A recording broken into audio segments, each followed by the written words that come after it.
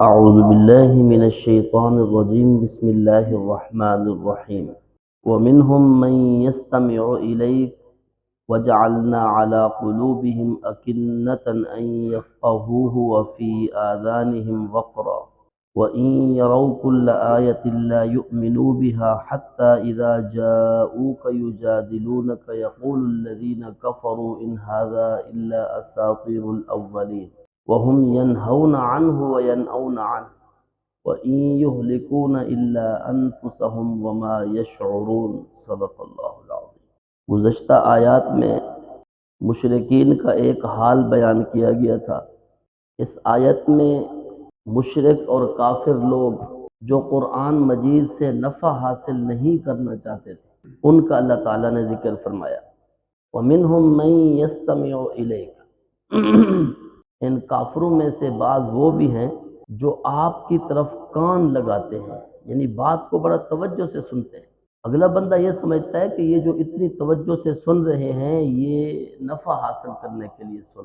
وَجَعَلْنَا عَلَىٰ قُلُوبِهِمْ أَكِنَّةً، ہم نے ان کے دلوں پر پردہ ڈال دیا ہے، یعنی بات دل میں نہیں اتر رہی، کانوں میں جا رہی ہے، دل میں نہیں اتر۔ اس کی وجہ یہ ہے کہ وہ اصل میں سمجھنا نہیں چاہتے، بات کو سن کر سمجھنا نہیں چاہتے، بات کو سن کر اس کے اوپر تبصرہ کرنا چاہتے ہیں۔ اللہ تعالیٰ کے ہاں اصول یہ ہے کہ کوئی آدمی اگر اللہ تعالیٰ کی طرف جاتا ہے، جھکتا ہے، تو اللہ تعالیٰ اس کو توفیق عطا فرما دیتے ہیں، ہدایت کی توفیق دے دیتے ہیں۔ لیکن اگر کوئی آدمی جھکتا نہیں ہے، اکڑتا ہے، پھر اللہ تعالیٰ بھی اس کو توفیق نہیں دیتے۔ فرمایا کہ وَجَعَلْنَا عَلَىٰ قُلُوبِهِمْ، ہم نے ان کے دلوں پر پردہ ڈال دیا ہے، أَن يَفْقَهُوهُ، کہ قرآن کو سمجھ نہیں سکتے، وَفِي آذَانِهِمْ وَقْرًا، اور ان کے کانوں میں بہرا پن ہے، یعنی کان لگاتے ہیں،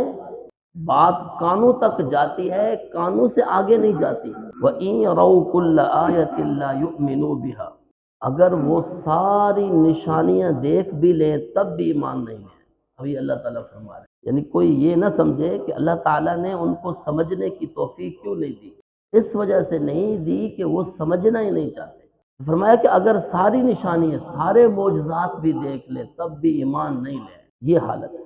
حتیٰ اذا جاؤک، یہاں تک کہ جب وہ آپ کے پاس آتے ہیں، یعنی آپ صلی اللہ علیہ وسلم کے پاس، یجادلونک، تو آپ سے بحث و مباحثہ کرتے ہیں۔ یقول الذین کفروا، یہ کافر لوگ کہتے ہیں، ان ھذا الا اساطیر الاولین، یہ قرآن مجید تو پہلے لوگوں کی قصے کہانی ہے۔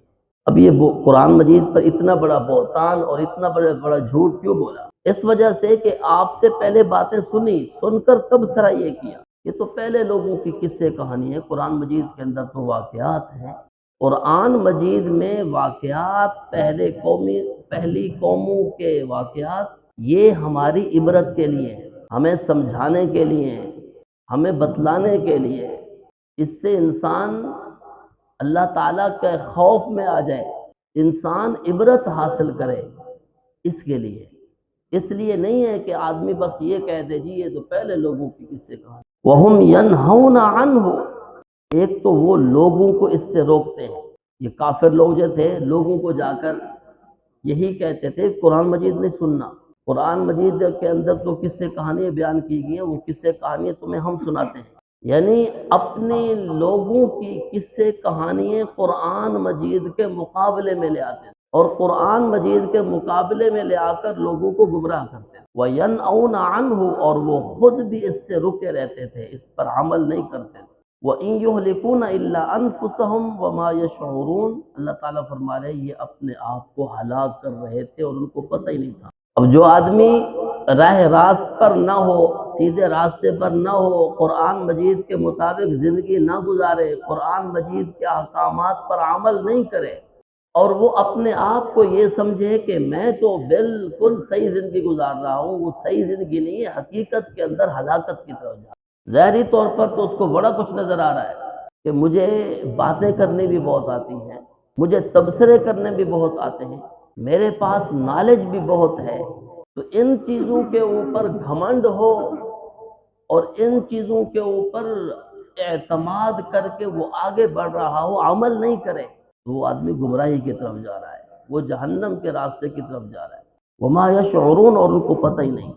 اب ان کی حالت کیا ہوگی؟ ولو ترا، ان لوگوں کی جو قرآن مجید کو سمجھتے ہیں، اس کی مثل نہیں لا سکتے، اس کا مقابلہ نہیں کر سکتے، باتیں کرتے ہیں، تو حال کیا ہوگا؟ ولو ترا، اگر آپ ان کو دیکھ لیں، یعنی آپ صلی اللہ علیہ وسلم سے خطاب ہے، آپ دیکھ لیں کب؟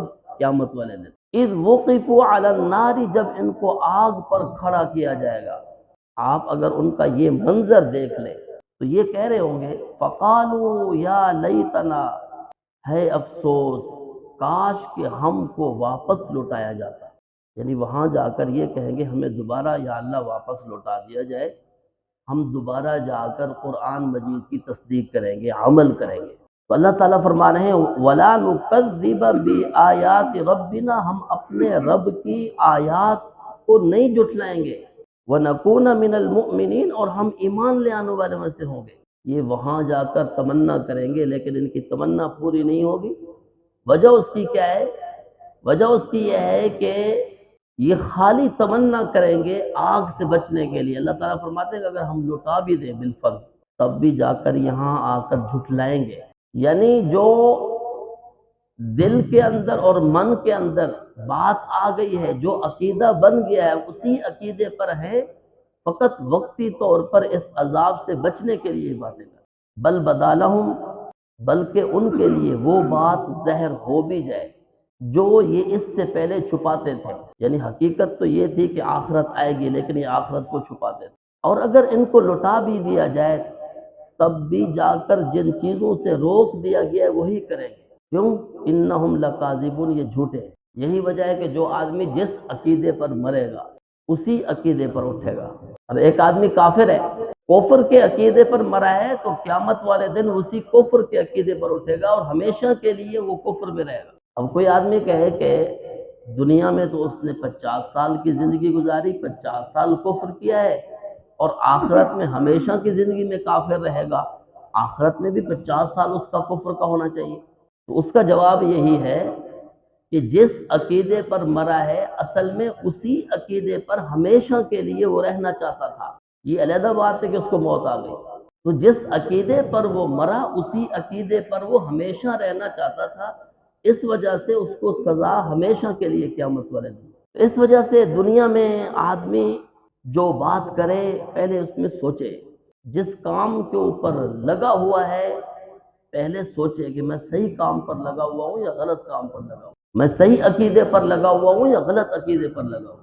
کہیں ایسا نہ ہو کہ اس دنیا میں اس کا عقیدہ صحیح نہ ہو اور قیامت والے دن اسی عقیدے پر اس کو اٹھایا جائے اور اس کے لیے وہ وقت اس کے لیے پھر مشکل ہو جائے۔ اللہ تعالیٰ